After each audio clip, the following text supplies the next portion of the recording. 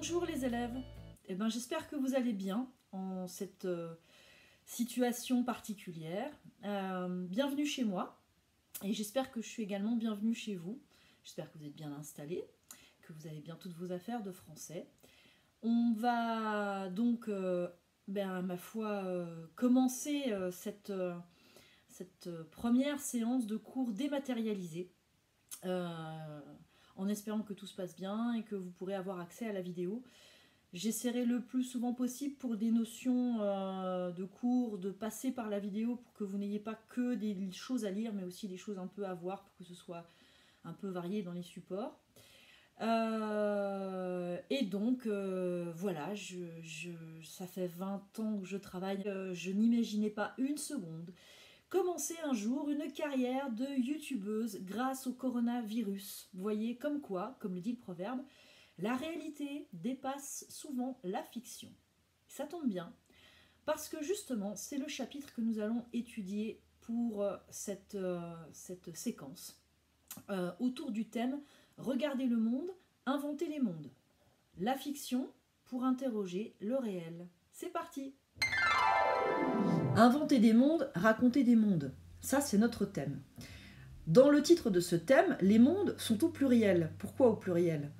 Eh bien parce que les mondes, ça peut être le monde d'aujourd'hui, les mondes d'hier, ça peut être mon monde, mon univers, mais ça peut être aussi l'univers des autres, la société des autres. Ça peut être aussi des mondes complètement imaginaires. D'ailleurs, quand vous étiez en 5e, vous avez travaillé ce thème « Inventer des mondes et raconter des mondes » à travers des récits merveilleux où les mondes qui étaient présentés ne correspondaient pas vraiment à notre monde. Vous avez travaillé notamment par exemple sur Aladdin, où on a des génies qui sortent des lampes. Vous avez travaillé sur Alice au pays des merveilles, où le personnage évolue dans un monde parallèle, irréel. En 4e, on va voir comment les histoires sont en lien justement avec le réel, la fiction pour interroger le réel. On va démarrer ce chapitre en faisant comme d'habitude, c'est-à-dire en interrogeant nos termes. La fiction, qu'est-ce que c'est? Le réel, qu'est-ce que c'est? Alors on va commencer par s'intéresser au mot fiction. Quand on s'intéresse à l'étymologie du mot fiction, à son origine, on s'aperçoit que c'est un mot qui vient du latin. La fiction vient d'un mot latin, fictio, qui vient lui-même d'un verbe, fingo, fingere, qui veut dire fabriquer, inventer, feindre, faire semblant. Alors faire semblant, c'est déjà intéressant parce qu'on s'aperçoit que dans l'étymologie latine, faire semblant, ça suppose donc de mimer quelque chose qui existe déjà. On voit bien que quand on invente des histoires, finalement, on ne les invente pas de rien.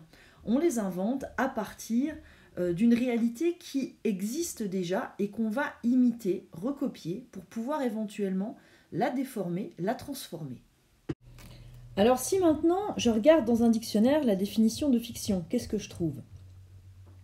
La fiction, c'est une création de l'imagination qui n'a pas de modèle dans la réalité. Alors qu'il n'y a pas de modèle dans la réalité, c'est à voir, on va en reparler. On trouve aussi comme définition, c'est une construction imaginaire se constituant pour masquer ou enjoliver le réel. Alors ça, c'est pas mal, parce que ça voudrait dire que dans une fiction, on se réfère quand même à la réalité pour la transformer, pour la déformer, pour en faire autre chose. Alors quand on dit qu'il n'y a pas de modèle dans la réalité d'une fiction, ça veut dire que l'histoire que vous inventez, elle vous appartient à vous. Vous ne pouvez pas la retrouver telle qu'elle dans la réalité. Enfin, la dernière définition qu'on trouve pour le mot fiction, c'est une création imaginaire dans une œuvre artistique, littéraire ou cinématographique, c'est-à-dire les histoires qu'on va trouver dans les romans, dans les récits, dans les fables, mais aussi au cinéma par exemple. Alors le réel, qu'est-ce que c'est? Si on interroge l'étymologie, on voit que réel, ça vient d'un mot latin, realis, qui vient lui-même d'un nom, res. Le nom res, ça signifie une chose, un objet, un fait existant. Alors évidemment, une chose, on l'a devant soi. Un objet, on s'en sert, c'est très concret. Un fait existant, c'est par exemple une baffe que vous vous prenez, un sentiment que vous ressentez, c'est quelque chose qui est là et que vous pouvez également ressentir, voir, entendre, sur lequel vous pouvez agir. Alors si maintenant je regarde les définitions dans le dictionnaire du mot réel, qu'est-ce que je trouve? Le réel, c'est ce qui est, ce qui a été, ce qui existe et ce qui a existé, ce qui arrive dans les faits et ce qui est arrivé. Bref, ce qui se vérifie dans les choses, dans la réalité. Donc le réel, c'est facile, je peux agir dessus, je peux ressentir, je peux entendre, je peux voir le réel, je peux le toucher. La fiction, c'est autre chose. La fiction, ce sont des histoires qu'on se raconte. Quel lien la fiction entretient avec le réel? On en a déjà un petit peu parlé. La fiction, souvent, elle va utiliser le réel, elle va le copier, elle va faire semblant de l'imiter, peut-être pour en dire quelque chose, peut-être aussi pour s'en détacher, peut-être pour explorer le réel, l'envisager autrement. C'est toutes ces questions-là qu'on va être amené à aborder à travers l'étude de notre chapitre. Allez, nous voilà de retour à la maison. Donc normalement, vous avez là maintenant toutes les cartes en main pour comprendre quels sont les enjeux du travail que nous allons mener dans ce chapitre, la fiction pour interroger le réel.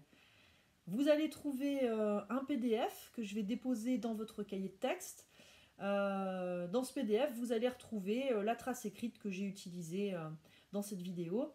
Et cette trace écrite, eh bien ma foi, ce sera votre première séance sur ce chapitre et vous pourrez la glisser dans votre classeur si vous le souhaitez ou vous faire un dossier sur votre ordinateur. Vous verrez qu'à la fin du PDF, j'ai ajouté un petit exercice de lexique très simple pour aller un petit peu plus loin dans le travail.